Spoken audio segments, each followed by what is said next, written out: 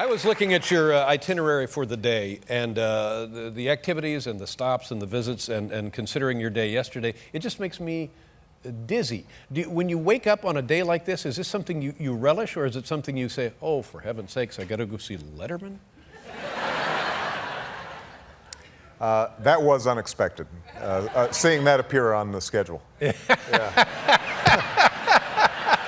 I was, Well, yeah, that's one of those where, you ask your advisors, who's responsible for this? yes, exactly right. And everybody kind of looks down, and they pull out their BlackBerries. But I will say that nobody's accountable. when you were here during the campaign, we said, when you're elected, please come back and see us. You did. I appreciate you honoring Absolutely. that. And then within the last week, a couple of days ago, Jimmy Carter started talking about this behavior and was speculating that perhaps this unease or poor decorum was because people was rooted in racism. Is he onto something there, or is that just something to talk about? Well, first of all, I think it's important to realize that I was actually black before the election.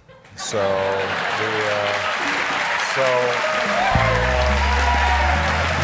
Really? this is true. This is true. So, How long have you been a black man?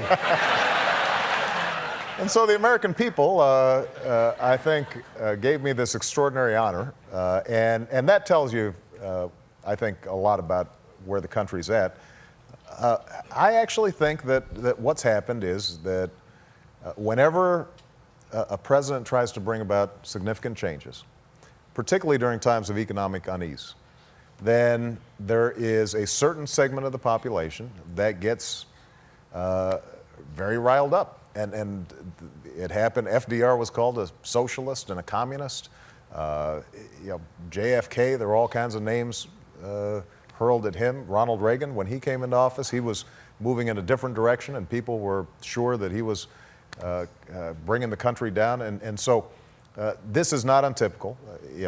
One of the things you sign up for in politics is folks yell at you.